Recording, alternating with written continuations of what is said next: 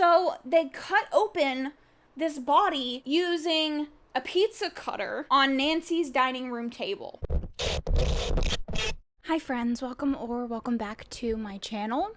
If you are here, you know what we're here to do. We're here to talk about Nancy Drew Season 2. Now, for some reason you have clicked on this video without watching my first video, I would highly recommend. Obviously, this relates to the things that happen in the first one, and there's going to be spoilers for what happens in the first season, all of that. So, for some reason you haven't watched that, click off of this, go watch the first season, come back. This season is much more interesting in the storytelling than the first season was. The first season really focuses on two mysteries: the murder of two different women and how it's connected and what's going on in this town. This one is a lot of very little mysteries with some furthering of the actual plot, overarching plot itself. So, I'm not going to go through a breakdown of the main mysteries and all of the little items like I did in the first one, because it just doesn't really work with this season. So let's just jump right into it. We'll talk about our characters and sort of where they are at. So first up, we obviously have our titular character, Nancy. Her personally, she's kind of going through it. She obviously found out that she was a Hudson, that her real mother died. The people that she thought were her biological parents are not her biological parents. So she has just a lot of inner turmoil going on. They're all being hunted by this mysterious sea spirit. So there's just a lot going on. Their relationship is rocky in the beginning of this. She doesn't really want anything to do with him. She feels betrayed about the fact that he didn't tell her that she's a Hudson and all of that kind of stuff. Her biological father, Ryan, she also doesn't have a great relationship with at the beginning of the season. Kind of the same thing. She doesn't really like him as a person, and she doesn't really know where to go to start the relationship. She still has a lot of grieving and things to do before she feels comfortable starting up any sort of relationship with him or figuring out the next steps for them. Nancy in this season is in her ascot era. She wears one with every single outfit, which we love for her, and we love for the Nancy Drew continuity. But I'm a little disappointed they didn't bring it in the first season, but that's neither here nor there. Carson, trying to salvage his reputation, trying to have a relationship with Nancy and figure out where to go from there. He's living in this separate loft building, struggling to pay his bills, doesn't have a lot of clients. Okay, so that's his situation.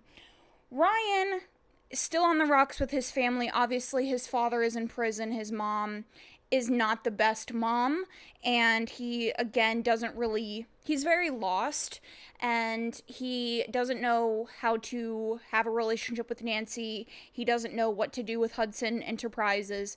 He's lost. He's a lost character. This season works very, very, very hard to have a redemption arc for Ryan, and I want everybody to remember that this man dated a 16-year-old. We'll just keep that in the back of our heads, but he went to rehab in the first season. He came back. He's not drinking anymore. He's doing better, but he still is trying to figure out where to go in his life and how he fits in to the whole Hudson family. Bess is fully ingratiated in the Marvin family at this point, and she is, at the beginning of the series, still dating Lisbeth, who was the woman that she met in the first season. She is getting closer and closer to Aunt Marvin, and she's still working at the Claw. She's living with the Marvin family, all of that kind of stuff. Ace, our beautiful boy Ace, our little golden retriever, doesn't really have a lot going on. He, relationship-wise, emotion-wise, all of that. Kind of at the starting point, there's not really a lot going on with him. He's kind of just empty head, no thoughts, himboing his way through life. We have George, and at the beginning of this season, George and Nick are officially together. George is running the Claw. They're part owners. She's taking care of her family. Kind of, again, the same. No changes in her relationships or personal dynamics. And the same with Nick. He's with George. They're running the Claw together. Not much going on. He's still kind of trying to figure out the situation with Tiffany and how to bring down the Hudsons, but he's not really trying that hard, and he still is without a place to live. That's kind of the status of our main characters, and we'll get into the other people that I didn't mention as the season goes on. We start off this season in sort of the same place that we left off season 1. They are still being haunted by the sea spirit called the Aglaika. They kind of assume that the Aglaika is a woman who was turned into a sea spirit. She was drowned. They get a new lead from the new cop. So if you remember in last season, Karen, who was dating Carson at the time, got arrested for her crimes. Chief McGinnis also retired or something like that. So he has been replaced with Detective Filmora. He is new to town. There's not really a ton known about him. He did find Lucy Sable's skull in the restaurant in the last season, but he hasn't played like a major part up until this point. Detective Filmora tells Nancy that there was a woman that had gone missing, and she was running through the woods, and she stumbled in the road and was hit by a car, and as she was passing out, she said Nancy's name, and she falls into a coma. Nancy goes and visits her in the hospital, and the victim has these numbers on her hand. The woods that she left, that she ran out of, that she got lost in, are supposedly haunted by a spirit that lures people in until they become lost and then like takes them and kills them. The code ends up leading them to like a dark website where there is a message for Nancy, a group of twins that have lived in Horseshoe Bay, and they're kind of known to be on the wrong side of the law kind of situation. And it ends up being Gil and Amanda. And this video invites Nancy to the woods, to a cabin in the same woods, where they claim that they have a mirror related to the Aglaika. They go to the barn in the woods, and they find a phone and a syringe. Phone has a video of Gil and Amanda whispering in the woods, and it shows Amanda being attacked by something, after which she turns and runs from, and then she ends up getting hit, and Gil has already left at this point. Based on the video, they deduct that Gil probably went to the local hunting lodge, which ends up being owned by the Hudsons, shocker, because he had dropped his insulin, and he probably needed to, go find people so that he didn't die. So they break into the hunting lodge, and they discover like this whole group meeting there in the dark, and it seems to be run by Everett Hudson and his associates. I was so confused during this scene because they actually recasted Everett Hudson for this dude right here.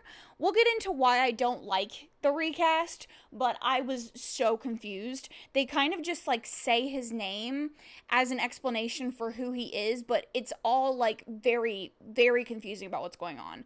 But he's there. Ryan ends up saving them from the interrogation into why they broke into the hunting cabin. And Everett doesn't really like believe that Ryan invited all of them there, but he kind of suspects that Ryan is covering for them and that he's involved with them in some way, and he knows that obviously Nancy was the one that got him put in prison, and that she's trying to take the Hudsons down. And so he threatens Ryan and basically says, like, we're tied together. Like, if you take me down, you go down with him. They leave the hunting cabin, and they find Gil's footprints in the woods. And when they follow it, they find him. He's in an abandoned bus, and he's hiding from what he claims is a monster. He tries to extort money out of them, even though they're trying to save his life. They crack the mirror and reveal a poem that leads to a sea shanty from the 1800s. In order to get the Aglaika off their scent, because the Aglaika is still coming after them, they decide to get rid of all of the portents that they saw at the end of the last season. All of these portents that'll eventually be the cause of their death. So Ace with his meat hook, Bess with the fire, Nick and George drowned in Nick's truck, and Nancy fell off the cliff. So Nick tries to get rid of his truck, and it ends up coming back. Like, he abandons it somewhere, and it gets towed back. Ace tries to take down the hook in the fridge that he got hooked on and killed, and it starts like water starts leaking out of the ceiling, and he's not able to take it down, and when he tries to wrap it up, the wrapping falls off. So the hook is just like freely swinging around in there. The historian from the Historical Society, Hannah, she finds a reference to a sea shanty that is the only record of the Igleka's death. It's hidden in a book, and the book was actually taken out and has been missing from the Historical Society, and it was checked out by a guy named Mac. They follow the record to a bar that has a memorial of Mac. The bartender tells them that he died, and the memorial has like his lucky flask. Nick is staying at Nancy's, and he gets attacked by a spirit while he's there. The spirit that attacks him is actually a spirit that he remembers seeing at Owen's memorial party at the Marvins. He was a guy that just asked him to like make him a drink. Nancy meets with a woman who claims that she dated Mac, who said that his only friend was a bartender named Buddy, and that Mac grew up in an orphanage. So they assume that like because Buddy was black and Nick is black, like the spirit thinks that he's Buddy, basically. At an antique store, Nick gets visited by the same spirit, and he decides to play along with the spirit's intentions and asks the spirit about the record with the sea shanty on it, and the spirit shatters a bunch of glass and disappears. During all of this, Carson, again, is kind of a little bit lost and sad. He doesn't really have anybody on his side, and so Ace and him spark up sort of a friendship, and Ace asks Carson about the orphanage because they can't find any record of it, and Carson says that it was closed and has become kind of something of like an urban legend, and it was completely scrubbed from the records. They, of course, go to the orphanage, and at the orphanage, they find photo of a bunch of different ghosts that they've seen around town, and they kind of connect that these ghosts were all involved in the orphanage, and that they were all involved in an Igleka incident in the past. Based on the fact that they saw all of the dead people as ghosts, they know that all of them obviously have died except one of them, named AJ. They kind of suspect that he also died, and so they're searching around the orphanage for his body, and they end up finding some bones. And they sort of assume that it's AJ, but the cops are able to identify the bones as Buddy. There's also indication that Buddy was possibly beaten and strangled to get to death. They go back to the bar to find the record, and they find it inside of a jukebox, and so they're playing the song, and eventually all of the spirits find peace. But later they are visiting Mac's grave, and they notice matching flowers on all of the victims' gravestones, and one has a note that says, "Forgive me, Ketsune." And Nancy recalls an arm in the Polaroid that they found at the orphanage, and the arm in the photo has a fox tattoo on it. They think it must be AJ, and he has to know how to beat the Igleka, because if he's been alive up to this point, he obviously figured out, like, how to beat her, how to make her stop attacking, whatever. Time is running down. They need to figure out how to get rid of this Igleka, how to get her off of their backs, because they only have a couple of days until they're going to die.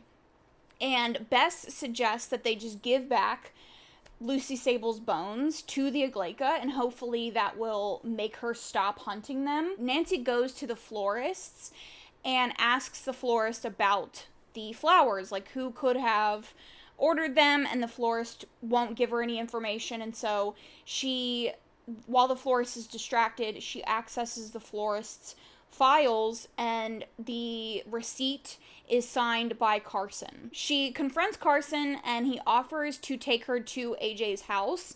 He was a client of Carson's years ago, and he actually orders the flowers for AJ to be delivered every year because AJ is a bit of a recluse. At AJ's house, they're asking him questions, and he starts to get tormented by some voices, and the wind is really kicking up, and so he kind of like forces them to get out. He yells at them, pushes them out, and as they're leaving, Nancy takes one of the talismans off of his porch that he seems like particularly fascinated with. The historian tells Nancy that the talisman that she has actually attracts spirits and that she needs to get rid of it, basically. Ace breaks into Tamora's office to take back Lucy Sable's skull, trying to gather all of Lucy's bones. They remember that they were never able to find Lucy's skull, and so they kind of assume that Tamora took it. Ace breaks into his office, and it's not in the evidence room, it's not anywhere like that, it's hidden in like a lunchbox in Tamora's desk. Ace's dad invites Tamora to their house to celebrate Sabbath, but Tamora knows that Ace took the skull, and so he kind of confronts Ace while he's there and tells Ace's dad, like, he stole from the police department, I'm gonna search the house, and Ace's dad stands up for him and kicks Tamora out, and Tamora basically is like, yeah, I'm gonna figure out, like, what y'all did.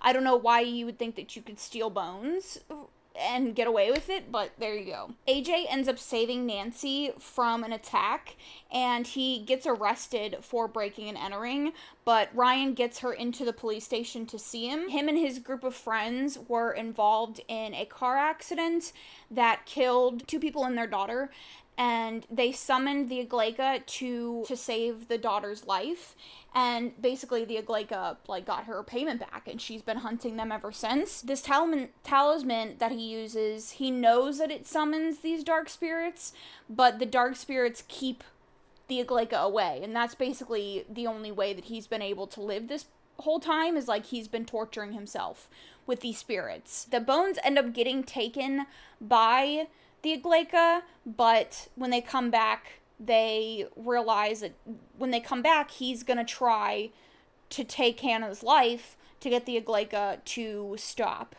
going after him. And so they save him, and Nancy is able to basically talk him down, and he storms off, and he gets into an accident and gets killed. After they save Hannah and talk down AJ, they go back to the claw, and the claw is covered in Lucy Sable's bones and water, and so obviously, like, the ritual did not work. Nancy, Ryan, and Carson bury Lucy's bones, and they go back to AJ's house to find his notes, because they think that he has been doing research into the Aglaika, and he has to have some information, and they end up finding a Dybbuk box that supposedly traps spirits. The box ends up being half completed because in order for a Dybbuk box to do what it's supposed to do, it has to be made of like this specific wood, and it has to be blessed by this specific rabbi that died like in the 1800s, and so they're able to find a Dybbuk box online, but it's in the possession of a museum. The box requires that they have objects that were dear to the spirit, and they found out through the sea shanty that the Aglaika's real name is Odette Lamar, and she was actually a French woman who had a successful olive oil business, and she was shipped off to America to get married to one of the Marvin families, and she was murdered, and all of her like businesses and all of her money and everything was taken, and she never even made it to America. They were married on board, and they killed her right then and there. Ryan, Ace, and Carson go up to the Boston Museum to get the working Dybbuk box. Ryan just ends up buying the Dybbuk box because the museum won't give it to him for free to like rent, which is good because it ends up like they pour sand in it, and it's like you're not going to return that to the museum and it be in working order, you know? The old Marvin cottage that that the captain owned is obviously in Horseshoe Bay. It's like a museum.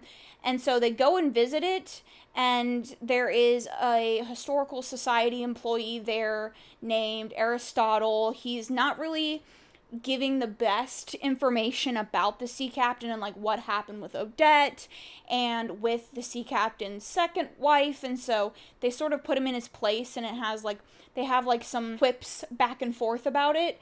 And they are able to break into the basement of the cottage, and they find a bed with chains and a bunch of scratches like on the bed and the floor and the walls and stuff. And they end up getting attacked by a spirit that they identify as the captain's second wife, Agnes. They go back to the cottage that night using ghost night vision goggles to see Agnes's spirit. They steal a hymnal of Agnes's, and the scratches on the bed match up with a specific hymn. The hymn leads them to a hidden location in a Catholic church in like a confession booth, and they find Odette's necklace that she's, like the one painting of her, she has this necklace on, and they find that and a bunch of like letters and stuff in the confessional booth. Agnes admits in letters that were also found that she knew that her husband had killed Odette, and she had benefited from all of this, but she started to feel very guilty about the fact that Odette was murdered and that it was being covered up. And so she tried to go to the church to reveal what had happened to them, and they blew her off and said that she was crazy, and her husband locked her up in the basement. They used the box, the Dybbuk box. They used sand from Owen's portent when he died and her necklace to trap her, but it doesn't work. She's injured, so they know that she can be injured. Something that I really like about this season, despite me not liking Ryan as a character, is that in this season specifically, Carson and Ryan have a very like sweet relationship, a very sweet budding relationship. Obviously, neither of them have like the best father-daughter relationship with Nancy, but they both care about her very much, and so they start tailing her and like making sure that she's not getting into a ton of nonsense. And during one of these like tailing sessions, Carson says to Ryan, like, I know that you planned to stand up to the family and take over Hudson Enterprises, so like, what do you, like, are you gonna do it now that he's going to prison and all that kind of stuff? And Ryan says, and if I do, what happens? I ruin our family fortune, and then what do I do? Work at a coffee shop? Fine, when you're not really fine. I don't like Ryan's character. I think that's very obvious. It's not quite like Chuck Bass level redemption arc, but it's interesting to me that they chose to have their main character's parent, who's heavily featured and like involved in all of their schemes, have this relationship with a minor that you just like, you can't be like, yeah, he went to rehab and like learned his lesson. I don't know. It's a weird choice. After the Dybbuk box doesn't work, Nancy tries to go to Hannah at the Historical Society and ask for more sand. There's this whole room in the Historical Society of a bunch of like haunted artifacts and stuff behind lockboxes. And Nancy is like, well, why don't we just use one of those? You know, like obviously this could solve all of our issues. And Hannah makes it very clear that a ton of these objects are very dangerous. They've been locked up for a long time, and they don't know like what releasing all of these objects would really do to the world, to the town. Like, they don't know what it would do. And so obviously that's going to come back. Obviously Nancy is going to use one of the artifacts and just fuck shit up, because that's like consistently what they do. They just completely mess up the supernatural world, and if someone tells Nancy not to do something, she does it. Even if they are way more experienced than her and actually using reason and logic, she's gonna ignore it and just do whatever she wants. So, as she's leaving, she doesn't have a sand, she doesn't take any of the magical artifacts, she notices that Ryan and Carson are tailing her, and she has a flashback to the time when she and Ryan were in his car together, and she loses, like, her hair starts falling out and stuff, and that's like one of the portents of the Igleika, and the hair obviously turns into sand, and so she breaks into Ryan's trunk and takes his, like, car vacuum and gets the sand out of it. Group is kind of arguing at this time. Obviously, in these videos, I focus pretty heavily on, like, the plot and the mystery, and I don't focus too much on the relationships and stuff, but the stuff's just, like, they're getting fucked up during this. Like, their friend group is really going through it because they blame Nancy, and it's very stressful. Like, they're gonna die in a couple of days, you know. It's like they're going through it, and so the group is not doing too hot, and so they decide that they're going to take on the Igleika separately. They have this assumption that the Igleika attacks one person at a time, and so Nancy divides the sand up between all of them, and they're going to go to where their, like, portent was to attract the Igleika, and, like, whoever she attacks first is, like, who's gonna take her down. The reason that Horseshoe Bay's resident techno boy toy Ace hacked into the federal database was because he wanted to get the number of someone who is in witness protection. Bess says that she's been stealing from everybody now that she's sort of, like, going through it with her family, and, like, when she's been feeling bad, she's been stealing from them. Nick says he hasn't taken down the Hudsons like Tiffany wanted because he, like, just wanted to live his life. He wanted to run the restaurant, he wanted to have friends and be in the relationship with George, and Nancy apologizes for getting all of them hurt. So they go their separate ways, planning for this Igleika attack. Nancy goes to the cliff where her mother died. Ace goes into the freezer at the Claw. Bess is in the Drew's living room near the fireplace, and George and Nick are in Nick's car. They all kind of get attacked at the same time, and so it's really unclear, like, who the first victim or victims are going to be. So Nancy ends up falling off of the cliff. Bess, the fireplace, like, explodes and is coming toward, like, the fire is coming towards her. Ace starts getting attacked by the hook, and George and Nick in his truck start getting attacked. The truck bed fills with water, and it ends up being them who gets attacked first, escaping through the top of his truck and trapping the Igleika in the water that's now filling the truck. And for some reason, this, like, kills the Igleika, which doesn't make any sense to me because, like, it's her attack, it's her powers, and also she's a sea spirit, so how does it make sense that you can use seawater against her? You know what I mean? It just doesn't make sense. But for some reason, they're all convinced that the Igleika is now dead, and woohoo, hurrah, celebrate. That, however, is pretty short-lived, because back at the Claw, they see themselves dead on the ground. And they pretty much figure out that, like, yeah, we just pissed her off. And they're really kind of out of options at this point. And so they decide that they're going to spend the night saying goodbye to their loved ones and spending the night with each other and all of that kind of stuff.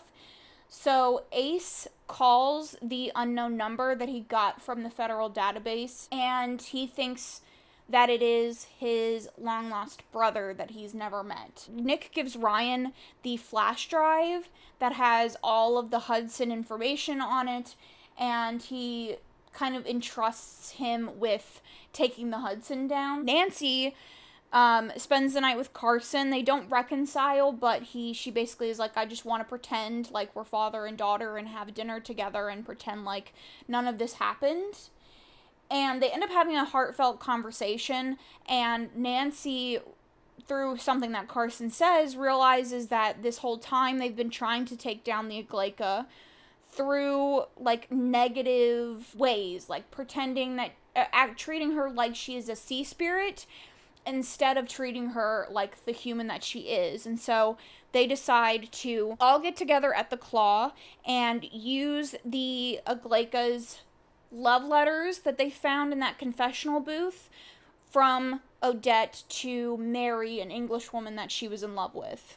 And they're reading the letters to the Aglaika, and it ends up saving them. The Aglaika becomes Odette, so they think they're all saved.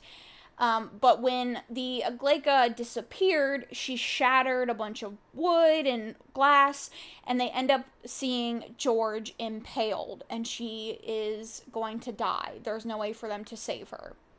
So Nancy remembers that at the Historical Society, there is this shroud that was noted as having saved someone from the dead, having brought them back.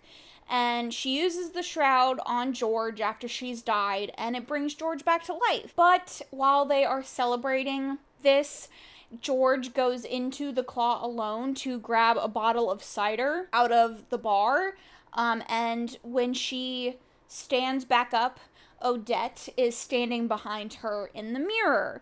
George just like stays possessed. If there is a possession storyline and they need a character for it, it's George. 100,000,000% of the time. It's never not George. No one else ever gets possessed except George. It's just, she's the possessed girl. Of course, all of the lockboxes end up opening because when Nancy goes to find the shroud, she cuts the power and all of the lockboxes open, which means all of the spirits and all of the entities and all of the things that were trapped in these magical artifacts get fully released into Horseshoe Bay, which is just brilliant.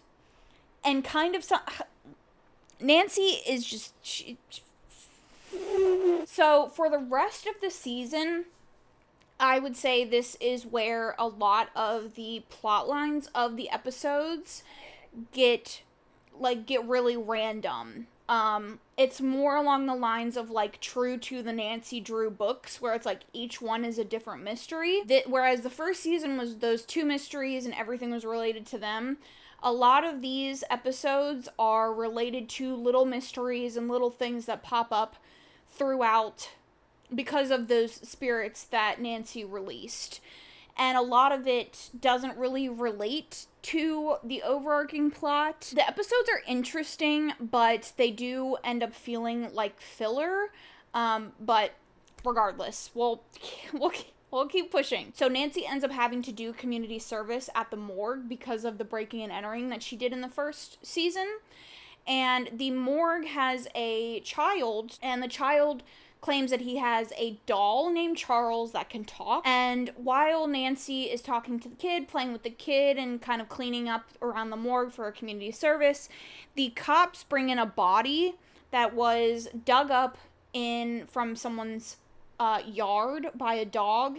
And the body is completely like mutilated. It has a bunch of stitching on it. After a series of events, Nancy ends up getting left alone with the body. Originally hears something in the like morgue drawers where the things where they store the bodies. She opens the drawer and pulls the body out. She pulls like this string of beetles, like live beetles, out of the corpse's mouth. She gets back home and she hears a noise in this like pantry thing, similar to the noise that she heard coming from the morgue drawer. And when she opens the cabinet, the mutilated body falls out. This is like one of the most unhinged scenes of this entire season, because she calls the whole group back to her house where this body it has fallen out. This dead, rotting body that is mutilated and cut up, that the cops are actively investigating. Every one of them is like, well, I mean, we know a ton about supernatural stuff, so like, why, and we don't want to sick a curse on somebody else. Like, we'll just take the body and we'll just perform an autopsy on Nancy's dining room table, and like, we'll just figure out the mystery ourselves. So they cut open this body using a pizza cutter on Nancy's dining room table. And I just have to read this to you because it's truly the quote of the century. Nancy says, "Tamora isn't woke to the supernatural." This show is so unserious, it's wild. While they're performing the autopsy with a pizza cutter on her dining room table, Nancy decides to meet with the suspect, the woman that Carson is representing, at her house. And she basically says that she heard a weird noise in her backyard, but she didn't try to investigate or do anything like that. She is a seamstress, and the body is cut open, but the cutting seems very amateur. This was Nancy's words. The sewing, the needlework, the stitch work on the body seems amateur, and so it couldn't be her because she's a professional seamstress. The logic is there for sure. She's a pro. She's very clearly a top detective. Put this woman in the FBI, Secret Service, Back at the Drew house, the group cuts up the body again with a pizza cutter. I feel like I can't overstate that. And when they cut the stitching on the torso, they find the torso full of flowers and bones and these weird symbols on them. The house becomes infested with these long extinct bugs, and the flowers are extinct flowers and flowers that haven't grown in a really long time, and the body starts bleeding. Weird. And the coroner shows up and is like, what the fuck do you think you're doing? You can't just steal a body. And Nancy says, don't tell anyone or I'll tell them that you left me alone, a known burglar, alone with your body against policy. And so he basically is like, okay, I won't tell, but I'm taking the body back. On the way back to the coroner's office, the body ends up coming back to life and tries to attack the coroner's son. Nancy and all of them end up stopping the attack, but the body runs off before they can do anything about it. So they decide to break into the house of the woman, where the body was found, and they find a lockbox key to a lockbox in the Historical Society. Hannah tells them that it was from a box from the 1800s containing a lamia that targets children. It targeted one of the homeowner's ancestors. Child that it targeted is now living, named Charles, is now living in the coroner's son's doll and is protecting the son from the lamia. The lamia goes to the claw where George's sisters are. They call on the spirits of the lamia's victims to banish the lamia, and they end up saving George's sisters. And Carson and Nancy sort of reconcile a little bit after their last dinner together, and Carson hires Nancy to do the investigative work for him on some of his cases. In the next episode, a group of volleyball players from a local college stay in the Hotel Breaker in Horseshoe Bay as a hazing initiation thing for one of the new girls. And the girl that they're trying to haze ends up going missing.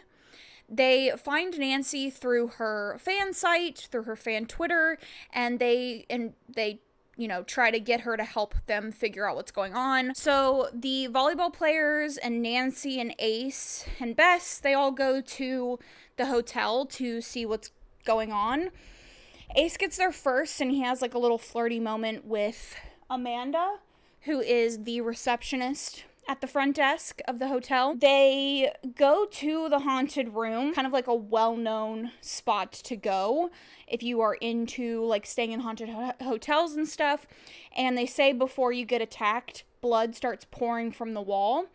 And Nancy is kind of like trying to quickly solve the case. She's trying to like prove that it's not supernatural. You know, she went through the window, she did this and this and this. Blood starts pouring down the window. The hotel used to be a mansion, and a bunch of people ended up dying in it while it was being built, and it actually still uses the bellhop system from the original house. Ryan and Nick meet, and Ryan says he's done some digging, and it seems like the Bonnie Scott isn't the first murders the Hudsons have committed. He asked his dad's money manager some questions and he wouldn't answer, and this kind of leads Ryan down the rabbit hole that this might tip off his father that he's kind of trying to dig into the Hudson family secrets. Ryan meets with Carson to change the terms of his grandfather's will.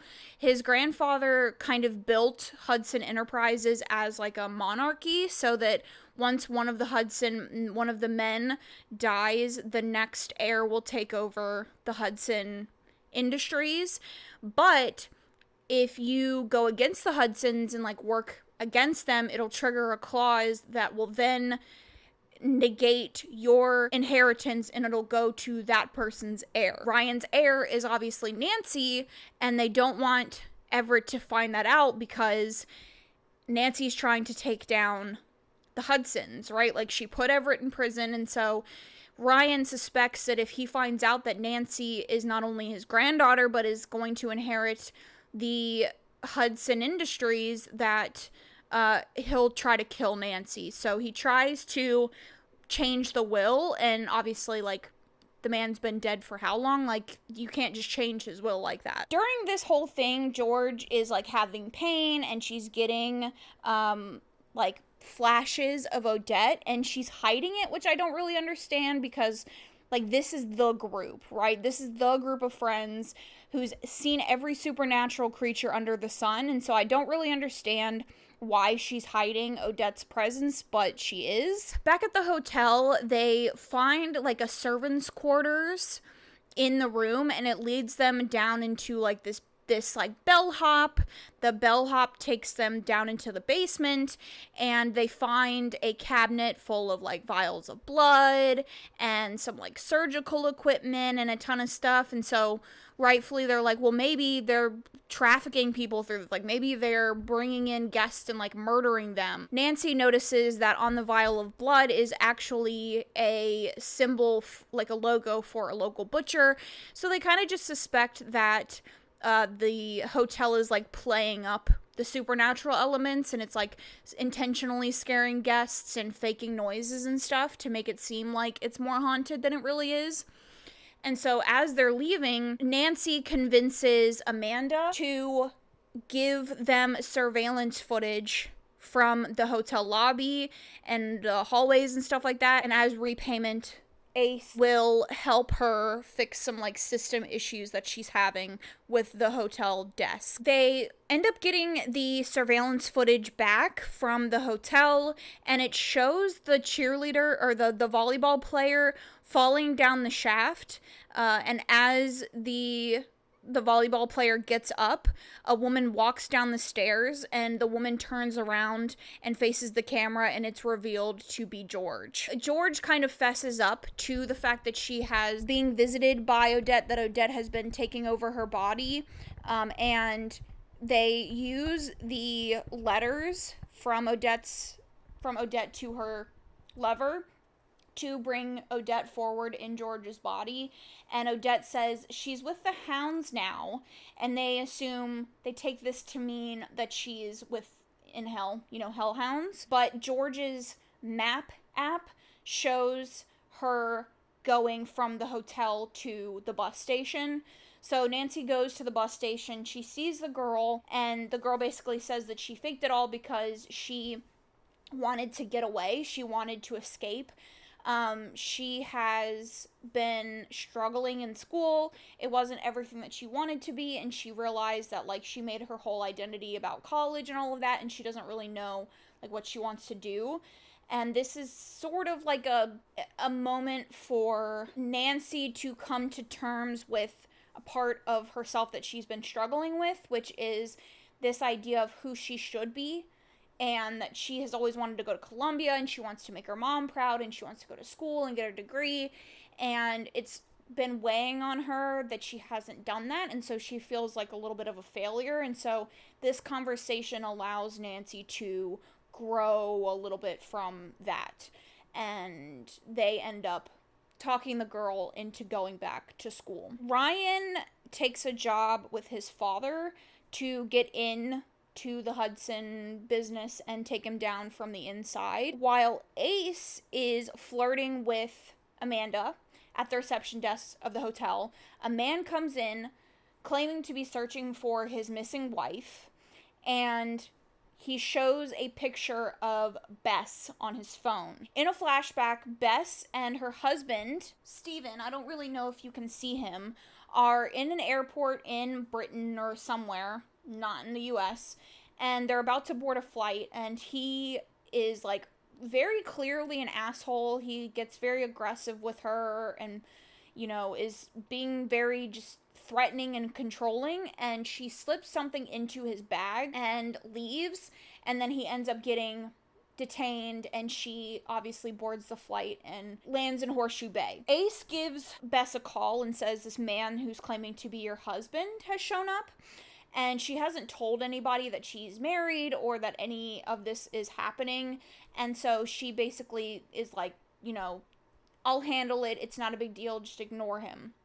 She's at a meeting with Aunt Marvin while this is happening, and she goes out to take this call from Ace, and Steven is there at the yacht club, and he threatens her and says, if you don't get me this sapphire heirloom bracelet thing that the Marvins have that's like priceless, then I will reveal to your aunt who you really are, and that you had this like thieving past and you're a criminal and all that kind of stuff.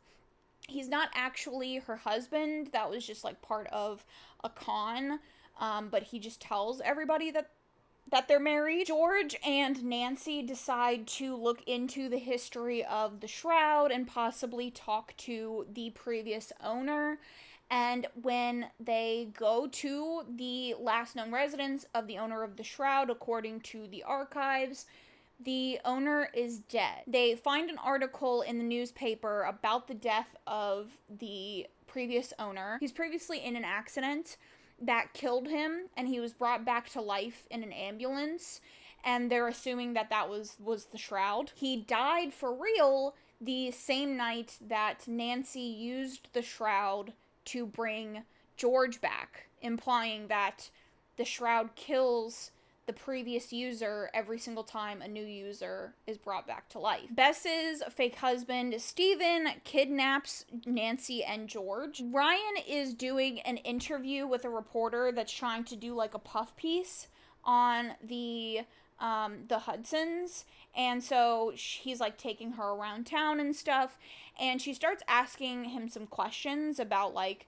some rumors about Lucy Sable and Lucy Sable having been pregnant and all that kind of stuff, and he sort of blows her off. And then he takes her to this like town event. We know we love some events in this show and on the CW. And this town event has like all of the Hudsons there, and it has the Marvins there, and Bess is there with her family and Aunt Marvin, and she gets a call from Steven, says that he has George and Nancy kidnapped, and that if she doesn't get him this sapphire that Aunt Marvin has, that he's gonna kill both of them. Very conveniently, Aunt Marvin is just wearing this like priceless sapphire on her wrist, and so Bess takes the sapphire and meets Steven and gives him the sapphire, and then at the same time, Nick and Ace go and save Nancy and George from the burning building. Bess is leaving, and she's walking through the woods, and Aunt Marvin pulls up. She says that the sapphire has a tracker in it, and the tracker led her to Bess, which means that when she gave Steven the bracelet, he put it back in Bess's jacket, intending to frame her for stealing it. And previous in the episode, Aunt Marvin had said, like, I don't care about your past as long as you put our family first. It doesn't matter to me who you are, where you've been, blah, blah, blah, blah. Singing that song in my head. It doesn't matter, but all I care about is that you put our family first and that you love us and you support us and all that. And so Aunt Marvin is like, you put your past before the family. I can't have you endangering our family. Like, your past is coming back up. And so I can't have you putting us in danger. You're no longer part of our family. And so she just completely disowns Bess, which sucks for Bess. On top of all of that, the shroud ends up getting stolen. I feel like all of this could have been avoided if Nancy didn't try to just always be doing some shit. If she ever just calmed down and, like, worked a shift at the Claw, like, I feel like none of this would have happened, but she's always doing something. And now the shroud is gone, so that's just lovely. And this is kind of like the last time, I'll say this, like, Bess in this season, the girl is struggling for a plot line. She's struggling. She needs some help. She needs something going on in her life.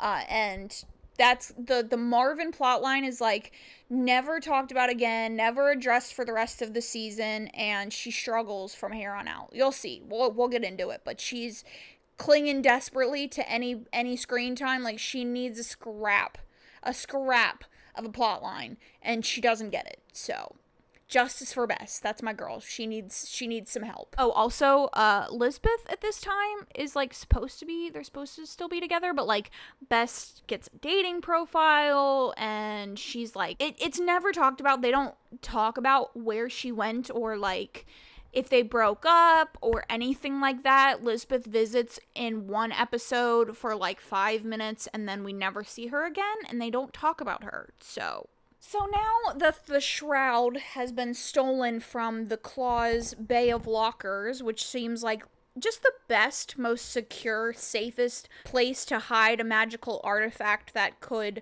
save someone's life and also kill your best friend. But the only people that knew that the shroud was there was all of them, and then poor sweet little AC babe can't help but tell his girlfriend everything and reveals the location of the shroud to Amanda. And of course, Amanda has a very toxic relationship with her brother Gil.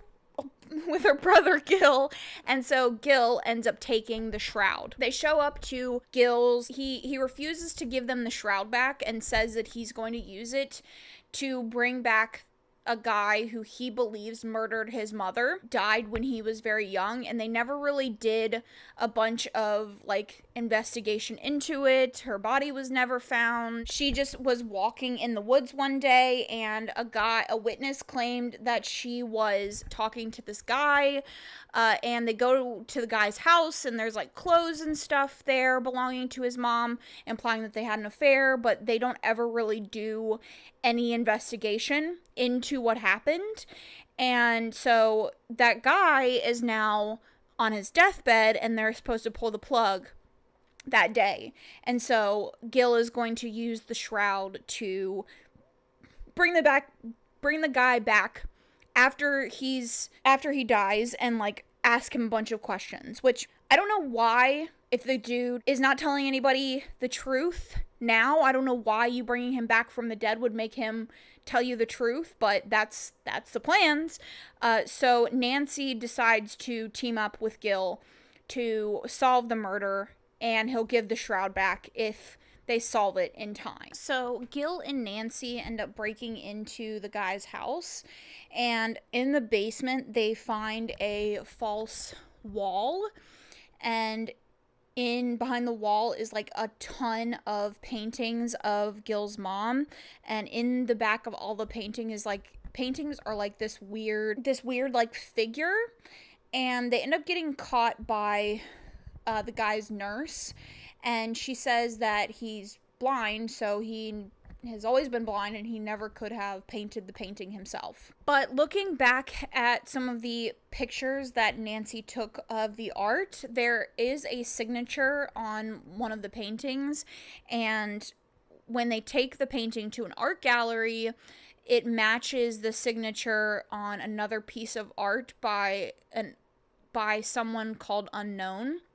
Nancy purchases the art, and when they rip off the initial painting, there is a secondary painting underneath that is a portrait of Gil's mom. But in the portrait, she's very clearly like 14 years older than she would have been when she died.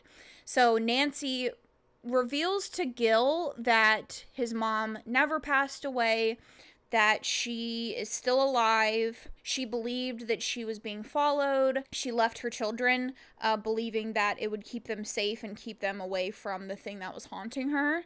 And so Gil ends up giving them the shroud back. Odette takes over George's body and takes George to the cliffs, intending to jump because, like, what kind of life is it? Like, living in someone else's body? The love of her life is not around, past many years ago, and so she wants to die to be reunited with her love. And Nick ends up talking her down and basically is like, George deserves to live just like you deserved to live. Gil and Nancy have sort of like a moment together. I don't really like Gil. He's not the best.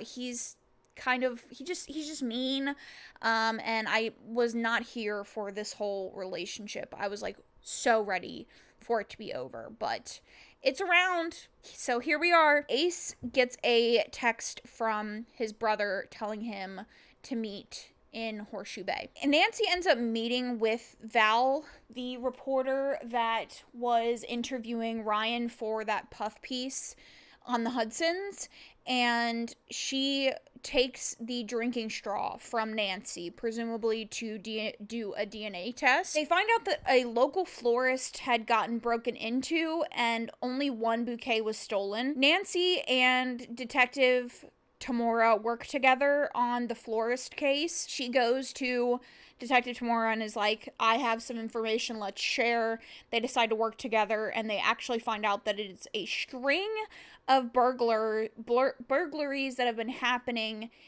over the past week. First, some candles were stolen from like a local home goods store, and then 2 gold bands were stolen from the jeweler, and then obviously the bouquet. And video footage caught a ghost breaking into the jewelry store. They look more into the dress, and it apparently was designed to repress lust in women that get around. It traps all of the lust in their dress. Bess and Odette end up spending the day together in George's body. Ryan and Val start having like a little thing, and there's actually a hair found at the scene, and the hair is from a living subject. An old homicide article says that the ghost is actually of a woman who was forced to marry because she got around, and then she ended up having a mental break and murdering her husband. Nancy kind of assumes that the dress is actually possessing like a living person, and it's probably Hannah, the historian from the historical society, because she also has brown hair. Go to the historical society, where Nick is currently working to fix the lock boxes after Nancy cut the string and all of that, and the dress is actually possessing a woman that Nick is working with. It's not Hannah. So I don't quite get how they got that it's Hannah just because she has brown hair. But it's not Hannah that ends up being possessed. And Nancy destroys the dress with acid, but the spirit and like all of the lust and all of that like blows back into her face, and she becomes like overcome with lust. And she has this whole like montage with all of the men that she sees in town of like Baywatch moments, them like being sexy and all of that. And so she's like overcome by lust, and they lock her in the freezer in the restaurant, and they try to figure out like what's going on, how to release this lust from her, and how to get rid of the dress and all of that kind of stuff. Bess admits, okay. This is the scrap of storyline that they decided to give to Bess. They were like, we can't think of a single thing to do with this character, so we're just gonna have her become in love with the spirit of the woman that is inhabiting George's body. Yep. So they go on their little tryst out. They go ice skating. They have a good time. And then Bess admits to Ace that she is having feelings for Odette in George's body. And this is like a full thing. Like, this becomes like a whole consistent storyline through the rest of the series, through the rest of the season. And it's just like, what is happening? What is happening? You know, what a time to be alive. During all of the lust and all of that, Nancy has like several moments with a couple of the men, and she mentions, like, is it just all of the lust? Is it repressed feelings? What is it? And she has a moment with Tamora, and she also has a moment with Gil. Gil and Nancy actually end up hooking up at the end. Val tells Mrs. Hudson about Nancy and tries to blackmail her. And Ace and his brother are planning to meet up in Horseshoe Bay after some text messages that are exchanged, but his brother stands him up, and he leaves a box containing a photo of his dad. So, and then the next episode, the next mystery, Nick, in the very beginning of the episode, he wakes up completely alone in the woods. His car is broken down, and he can't get it to start, and so he leaves the woods, and he goes out and flags down a car and tells them, I need to go to this address. The address leads him back to the Drew's house. He has no idea who she is. He doesn't remember anybody. He doesn't remember his life. And he also has these stones with like these weird symbols on them. In the middle of all of the like amnesia stuff that's going on, Celia tells Ryan that she knows that Nancy is his daughter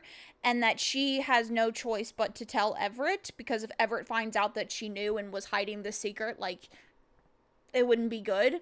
And so Ryan then tells Nancy and Carson that Everett is eventually going to find out and that they need to figure out what to do about the will. Ace finds the matching box that his brother left at his house, and he asks his mom about the box, and she says that his father gave it to her the night that he confessed his love for her. The police show up at the Drew house to arrest Nick because there's footage of him leaving the scene of the historical society where one of their employees, Aristotle, was killed.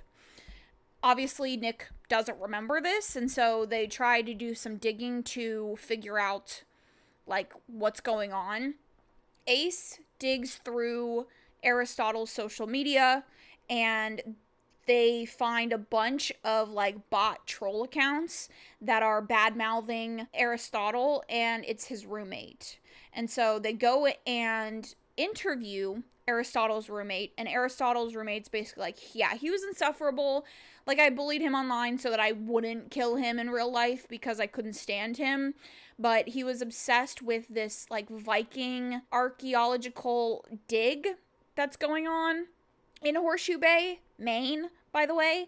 And he was like, he had a podcast about it and all that kind of stuff. So the group goes to the dig, and it's completely abandoned. But there's, like, scratch marks everywhere, and there's symbols that match the symbols that they found in Nick's pocket. They go back to Nick's truck to try to, like, figure out what's going on, and they find these really deep scratches in the bed of his truck that match the scratches on Aristotle's body.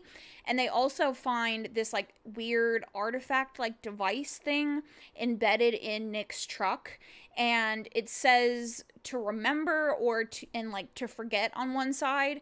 And when they have Nick use the to remember section, he remembers everything and then again to forget. He uses the mist to remember, and he immediately tells them, like, you have to run, you have to go away, and they leave, and he uses the mist again to forget, because there's like this thing that's after him. During this, Nancy also uses the stuff to wipe Celia's memory as well, because Celia confronts her about who Nancy is. They also find Aristotle's notebook with a god's name in it, and as they say the god's name, wake up with no memories again. The Claw's parking lot, and when they go into the Claw, there's like this whole murder board, cork board situation. Tells them all about who they are and what has happened. It tells them about how many times they've tried to defeat this entity,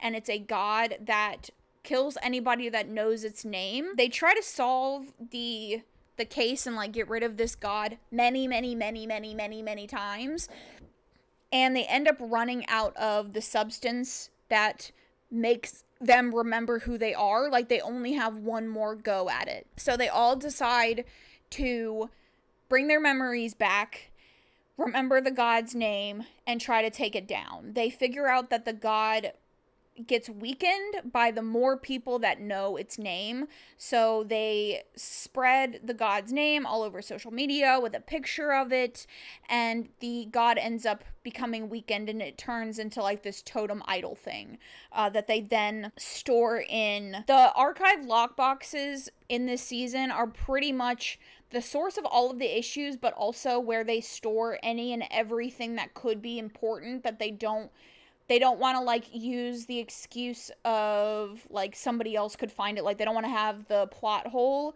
that somebody else could find like this very important object, so they lock everything in the archive box basically. They also restore Celia's memories, which I thought the whole point of this was like they only had enough substance left to do it one more time for everybody, but I guess there was enough for Celia, and they restore Celia's memories, and Nancy proposes that they work together to get close to Everett and take him down so that she doesn't have to reveal that she knows who Nancy is and go through all of that, and Nancy agrees. So I didn't mention this in the beginning because it like wasn't super relevant, but halfway through the season, well, I guess we're like halfway now, but halfway through the season, this random guy named Grant shows up at the Claw to get a job, and he becomes part of the chef staff, which I mentioned it in last video, they never talk to any of the chefs,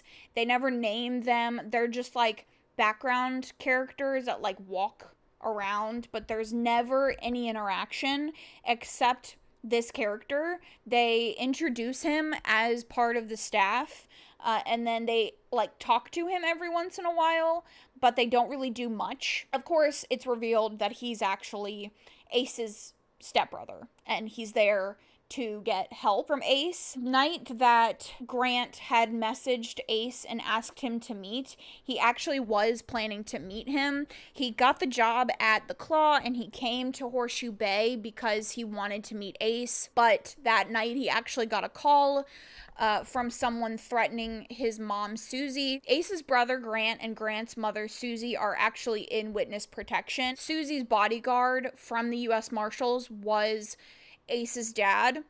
This was before like Ace and all of that. He never knew that Susie ended up getting pregnant with like his child.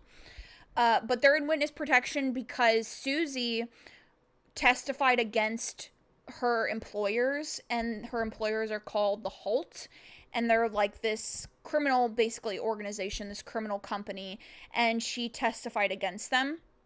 And now a guy who was on that same list of people that testified is holding her hostage. Daniel calls Grant and says, your mom stole something from the company that we worked with, and she buried it somewhere, and if you don't get me that object, I'm going to like kill her. So Grant reveals himself to Ace because he wants Nancy to help him solve the case. Nancy figures out that the place that Susie buried this object that she stole from the company is a sleepaway camp that she used to attend, but is now an abandoned cult building or something along those lines. And so Ace, Nancy, and Grant go to this abandoned place and find a lockbox like shoved into a wall. It's not a very good place. Like, I thought they said she buried it, but this is literally just stuck in the wall, and anybody could have like stumbled upon it. But they open the lockbox and it is this like old gaming console. Nick finds a mailbox that Everett used to use to communicate with a murder for hire, and he gets in contact with an accountant that is supposed to work for the Hudsons and is going to communicate with Nick and give him more information. And so Nick makes a plan to meet him. Celia tries to convince Nancy to recant her testimony about everything that happened with the Bonnie Scott and go to the DA and say that she changed her mind and like change her testimony to get Everett out of prison. Nancy asks Carson to ask the DA and some other people about the Holt case and all of that, and Carson gets the files and gives them to Nancy. And so Nancy and Ace and Grant watch the videotape, the taped recording of Susie talking about what she did for the company and what the company did, and also a couple of different witnesses. And in the video, she says that someone on the witness list had been murdered, and it's like his name's like Luther or something like that. They are able to crack into this gaming console. It ends up being like this open source like encryption software that is password protected, and it's protected with this like riddle that they assume that Ace's dad probably knew the answer to. So without revealing the identity, they get the password from his dad, and it's the last day that they were ever together. And when they access this gaming console, it has a list of all of the witnesses on it. There is like a clam bake situation going on in this episode, and George and the Claw, they're all trying to win the clam bake. And during this time, Odette and Bess were like passing love notes between each other, and George finds out and confronts Bess about it. And at this clam bake, Nick is supposed to meet with the Hudson informant, and Ace ends up getting kidnapped by Daniel. When they find Daniel and Ace, Daniel reveals that he is trying to get back in with the Road Back. They are like an organization, this like entity that existed and used the Holt as a front, and they're like huge and not a lot of people know about them. They're very secretive, and him getting this list of witnesses will get him back in their good graces. They end up sacrificing the list of witnesses to the guy. They save Ace, and they find out that Nancy made a deal with Celia that she'll get the list of witnesses back, and in return, Nancy will recant her testimony about the Bonnie Scott with the DA. Grant ends up getting relocated, so like his story, his character, whole situation kind of ends here. And honestly, I don't know the point of this whole Ace storyline aside from introducing us to the Road Back. I don't know like why we needed to find out this way, but from here on out, like Grant's whole character and all of that is completely irrelevant. But they do find out that through the dark web, that the Road Back is the real life Illuminati. They decide to put the gaming console with the witness list in the archive box. Ends up finding Tiffany's informant, who gives him a ton of documents with Ryan's signature, proving that his father was using his identity to hire hits on people and move money. effectively setting him up, like the if I go down, you go down, we're tied together sort of thing. At the end of this episode, Grant and Tom meet officially, and it's very, very sweet and beautiful, and Grant learns sign language to communicate with him, and it's a lovely scene. We're about episode 13 at this point, and Everett is free. Nancy is dating Gil, and Ace is dating Amanda. Obviously, they're twins. They live in sort of like the same neighborhood, and this is like the first indication that we get of some jealousy and like romantic feelings between Ace and Nancy. All decide to go on this case together. There is an abandoned island with a lighthouse on it where there is some cargo that has gone missing, and Carson wants Nancy to investigate it, and so her and Gil decide to go together, and then Ace and Amanda end up joining them. They do have this scene where Nancy and Gil are like making out, and Ace looks like just like a sad little puppy watching them. It's very sad. When they get to the island, it's supposed to be abandoned, but they find like blood and some scratches, and they also come across a campsite with this young girl who seems to be completely alone, and she's like all torn up, and she has like a broken leg and stuff. They convince her to go back to Horseshoe Bay to get taken care of, and when they get her back to the Claw, these like weird ashes and spirits start acting up, and these ashes are falling from the ceiling, and the girl requests a grilled cheese with peanut butter, and George remembers like 5 years prior a huge catering order of grilled cheese and peanut butter. And they do some digging into 5 years prior, around when that would have been, and they find an article of a captain who died of mysterious crash of his boat with him, his wife, and his daughter. And they'd never found the bodies, but they were all presumed dead. So they kind of assume that Elizabeth, this girl, was the daughter, and she ends up getting saved.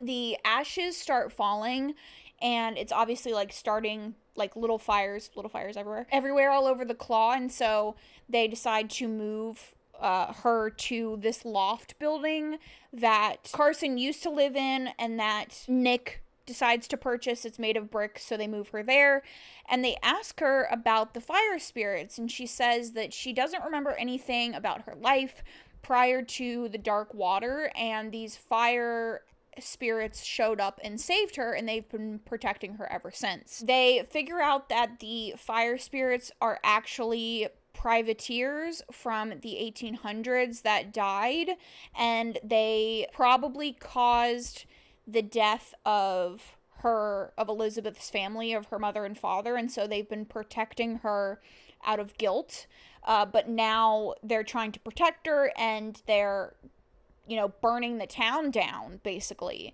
And so they convince Elizabeth that they need to release the spirits.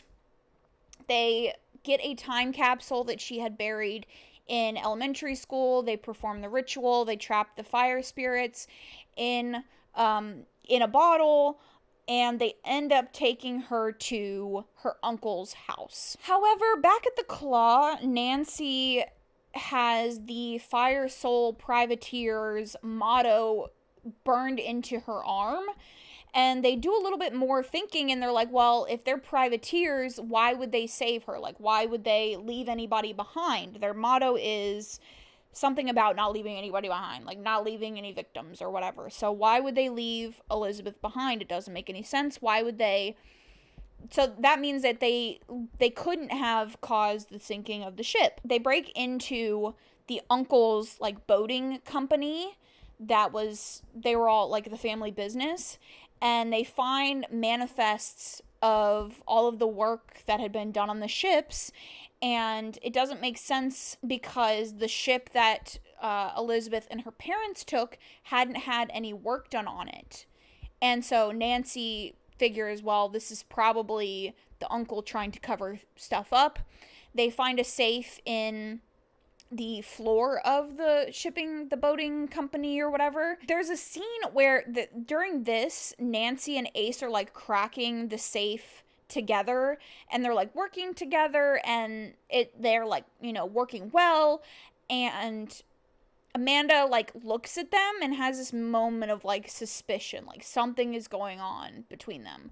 But they crack the safe and they find some documents that lead them to believe that the uncle is money laundering and stuff, and probably killed his brother because he found out. They get a call that Elizabeth has gone missing, and so they go back to her uncle's house, and she gives the documents to his wife, and the wife gives back the memento that Elizabeth used to trap the fire souls. Nancy finds Elizabeth trying to go back to the island at the docks. She's trying to get a boat back together, and Nancy convinces her that she should stay. This is her home. Says goodbye to the fire souls. They release them and they say goodbye, and she goes back to her uncle. George agrees to help Odette find Mary, who was the English woman that she loved. After Ace witnesses an argument between Gil and Amanda, Ace tries to warn Nancy off of Gil, and she like completely blows him off.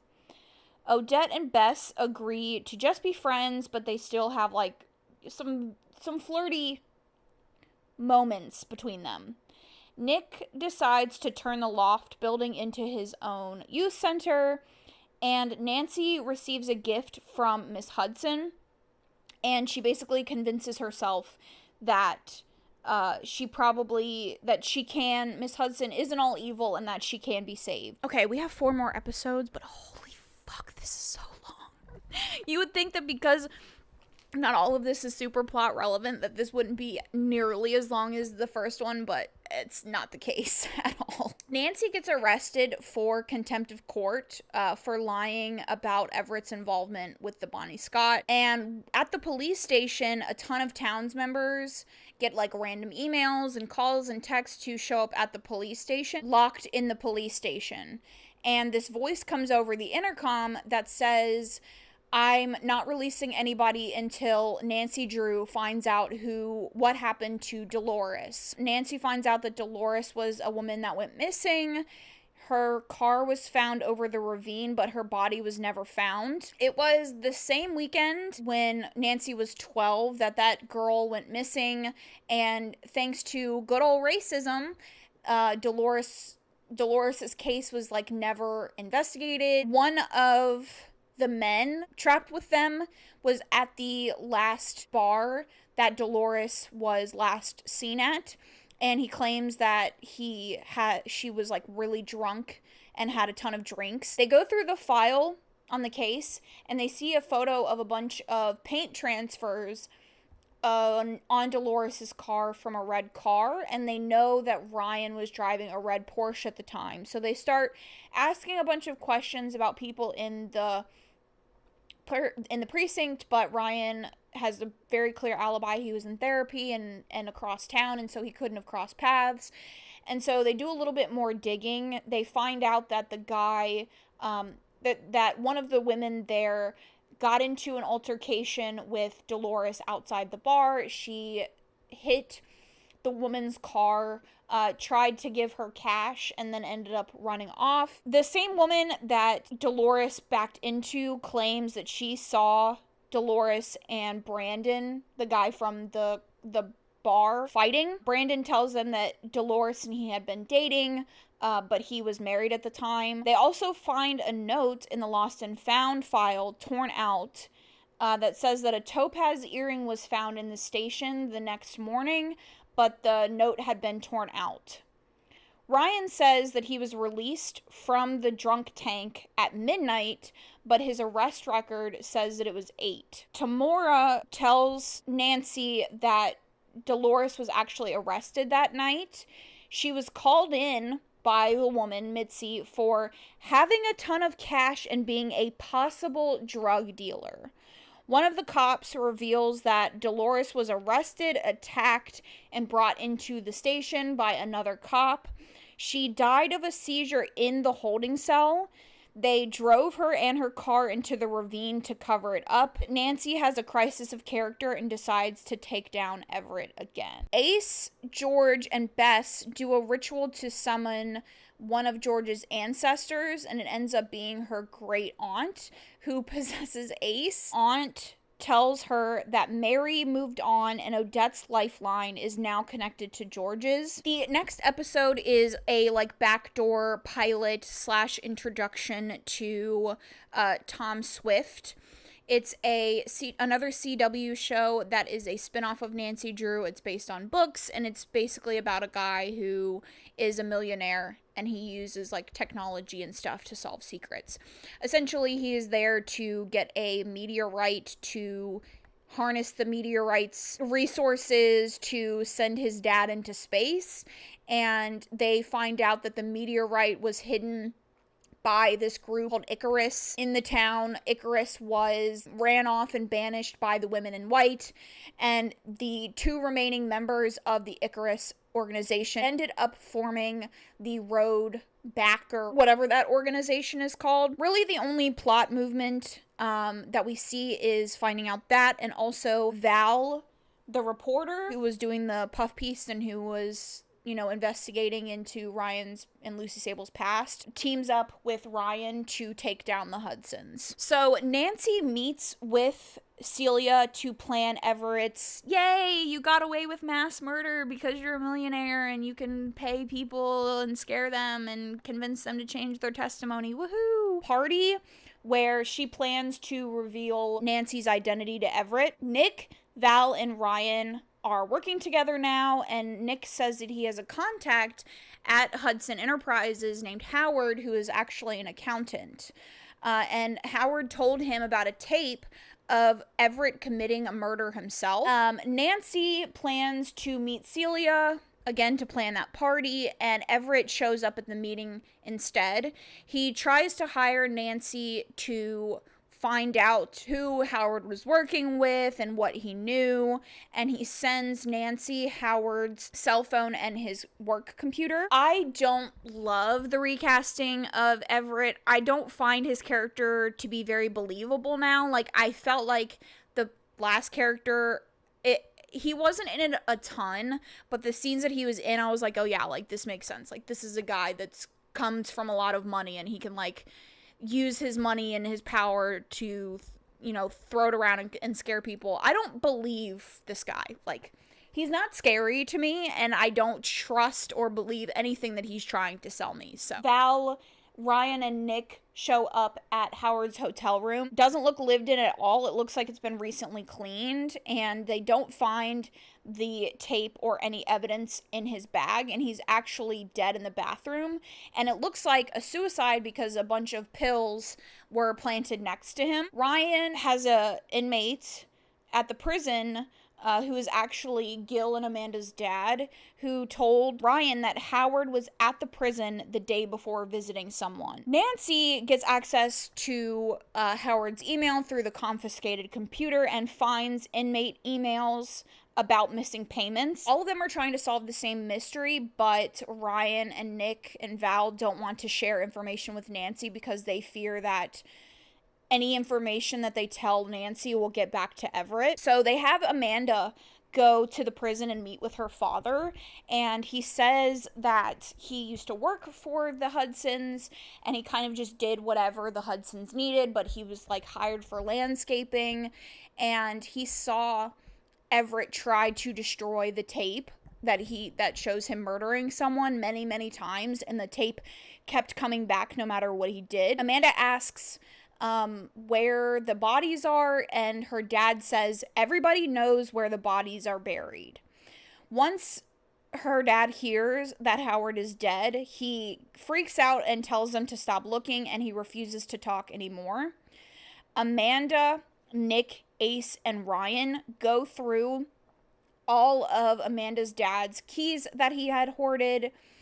Nancy tracks Howard's GPS to his car's location, and she finds a notebook in his car that contains GPS coordinates to the Hudson Hunting Lodge.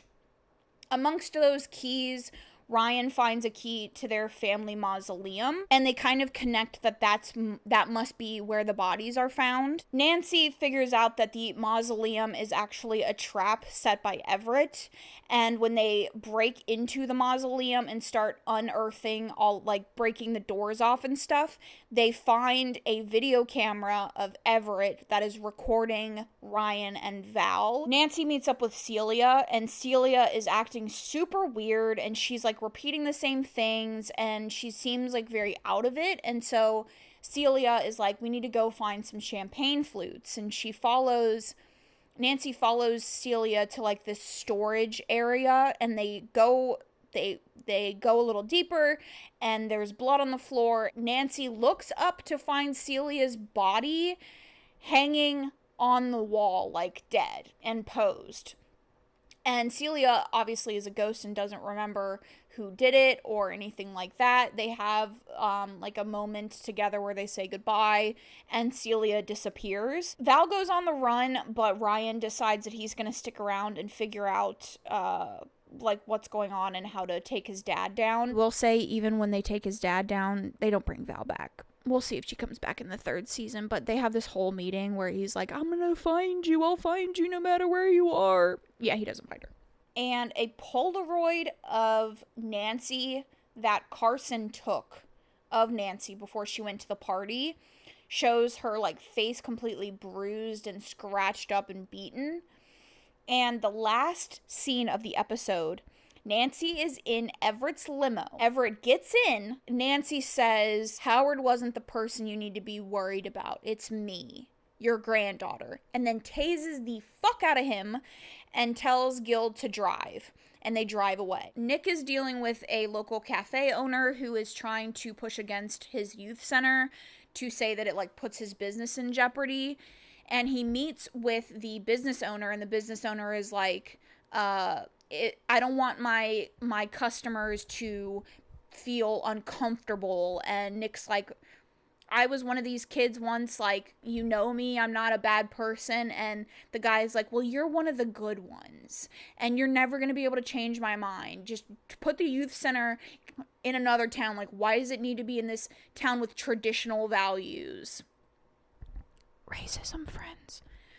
And so Nick decides to buy a neighboring warehouse, like across the street, like a storefront across the street, and build his youth center there, where it's not going to affect the cafe, and the guy gets no say in what happens and when it happens, and he decides to open a rival cafe across the street, which we love. So Ryan's at the morgue, and he has to identify his mom's remains, and Tamora is there, and Tamora gives him his mother's possessions, and Ryan says there's a video of Everett killing someone, and I'm gonna find it. They end up taking Everett to Lucy Sable's house to hide him. They tie him to a chair. He denies any responsibility for Celia's death. Ryan shows up at Lucy Sable's house and beats the shit out of Everett. It's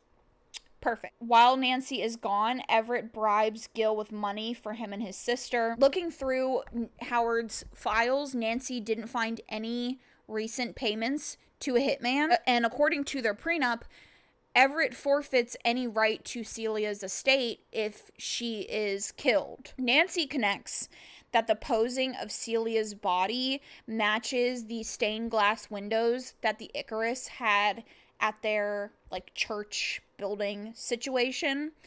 And she suspects that the list that Celia was obsessed with and kept mentioning the day of her death was actually the witness list from that gaming console. And she mentions the road back, and Everett seems scared. And he says that they exact a quick revenge, and they often leave a calling card, and that they likely killed Celia to send a message to Nancy. Ryan finds a coin in Celia's stuff that has the symbol of the road back on it. Everett admits that he would never take on the road back. He admits that he is very powerful, but sometimes you have to know when to fold them and when to hold them. And he's folding them. Nancy decides to murder Everett while she's arguing with Ryan about murdering his father and her grandfather. Gil extorts him for money and releases him. Hannah figures out that Nancy has a parasitic entity attached to her, and they decide, I'm gonna get real close and I'm gonna read this out to you, because they decide to make a camera that can get a picture of the entity. Keep that in your mind, because we're gonna talk about that in a second. Everett immediately goes to the location of the murder tape, and Nancy, Ryan, Gil, and Tamora follow him. The tape is of a camera set up in the woods, dated in the 80s, and the footage shows Everett getting into a fight with his brother Josiah and killing him. Everett gets arrested, and Nancy shows up at the Claw where they have the camera set up. They didn't even build a camera for this. They just have a dark room with a bunch of flashes going off, and then the photos show up on Ace's computer screen.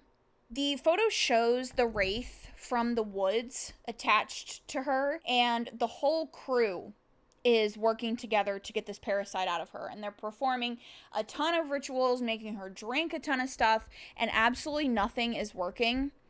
And Nancy is getting weaker and weaker. This is, and this episode is like full on dad, Ryan and Carson, like working together to pep talk Nancy, and it is very cute. Like, their dad-daughter relationship is cute. No matter how I feel about Ryan, that dynamic is adorable. Hannah says that they could access the echo of the wraith to figure out what happened in its life and figure out how to defeat it. During this, Gil shows up at the Claw and is like trying to take her away and tell her that she's stupid and that the plan is stupid and that her friends are trying to kill her. And Nancy realizes that he's really controlling and degrading and trying to isolate her from her friends, and that the wraith was ruining every other aspect in her life, but was also making her not notice the red flags in Gil and not notice his controlling behavior, and so she breaks up with him. And he says that she'll regret it, which is always the empathetic, well-adjusted response you want from someone you dated. Good old Gilly Poo. During the ritual, they're taken back in time to the origin of the wraith, and they're taken back to the women in white. I really haven't talked about this, but they're basically like a group of they're a group of like witchy women from the 1800s who have just been fucking up this town ever since, performing rituals and doing just a ton of shit. And there was a member of the group, Temperance. It's like all of the founding families, and Temperance is a Hudson.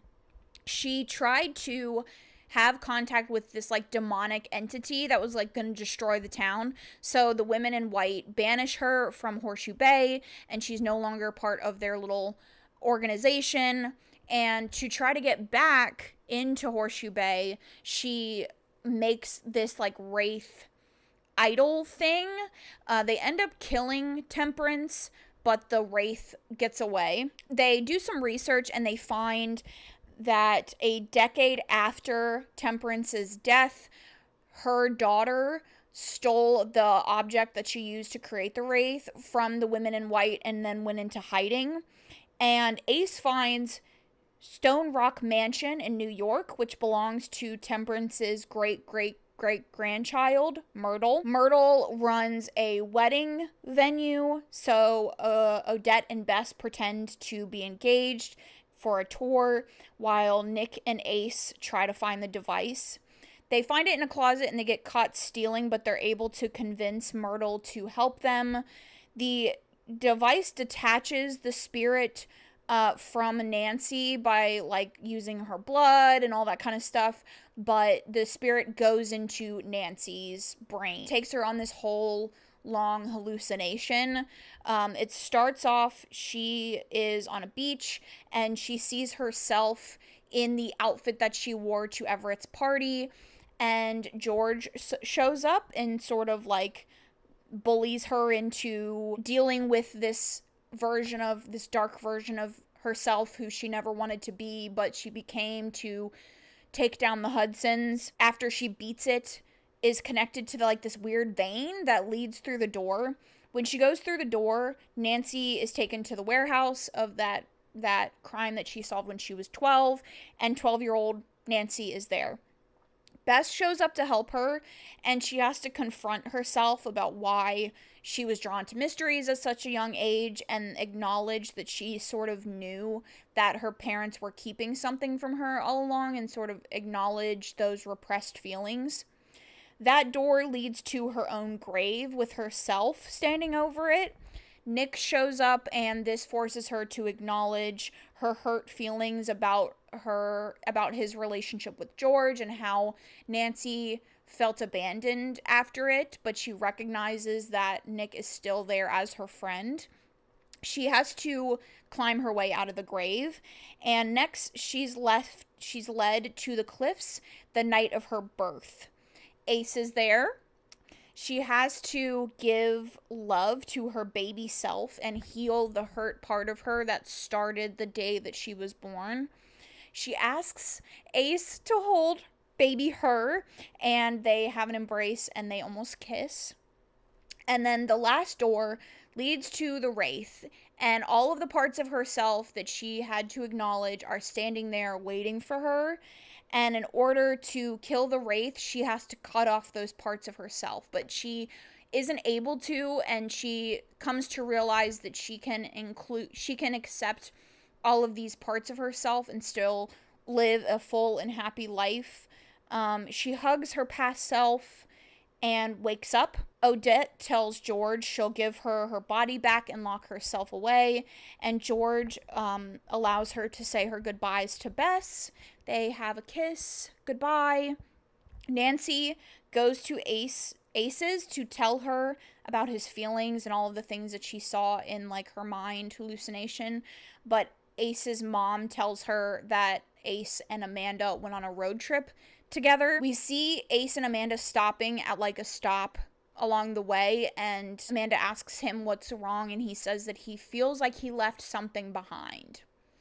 George proposes to Nick. Nancy tells Ryan and Carson that she plans to announce she's a Hudson and take over Hudson Enterprises so that she can divide up the Hudson assets amongst all of Everett's victims. Ryan signs adoption papers for Carson, and Ryan is going to live with them now that he's no longer part of the Hudsons and doesn't have any money or anything. Nancy gets a letter from Myrtle, and while Myrtle is reading this letter out loud, we see Myrtle get into a bath of blood that device had taken from Nancy. And when she like goes under the blood, and when she comes up, she's Temperance. At the Hudson Mausoleum that Ryan requested that they destroy, Temperance's coffin is empty, and she uses Nancy's blood to get back into Horseshoe Bay. And the season ends with banging at the Drew door. And that's it. That's season 2. It's it feels a little bit like a fever dream. It feels a little bit disconnected, and the plots don't really make a ton of sense. It's very obvious that it was like a middle season, I would say, and they were trying to get a bunch of like the iconic Nancy Drew mystery stories in when they could, to get us to season 3, but it was even more messy than season 1. Season 1, I would say, wasn't bad. Like, there's definitely consistency issues and plot holes with this show, but season 1 was fun. Like, I enjoyed trying to solve all of the mysteries and all that, but I found season 2 to be unhinged in a weird way, and like I don't feel like where we started with episode 1 is that much different than the last episode of the season. So I enjoyed myself watching it, but I wouldn't say it's like my favorite of the two, and I'm hoping that season 3 kind of follows the same waves that the first season follows, but we'll see. So I really hope you guys enjoyed the video. I would love to talk about it down below. I know it's another long one, but I hope you guys enjoy it. If you have watched Nancy Drew, which you probably should, you probably should, but I would love to talk about it down below. Don't forget to subscribe if you like videos like this. Thank you so much for watching, and I will catch you guys in my next one.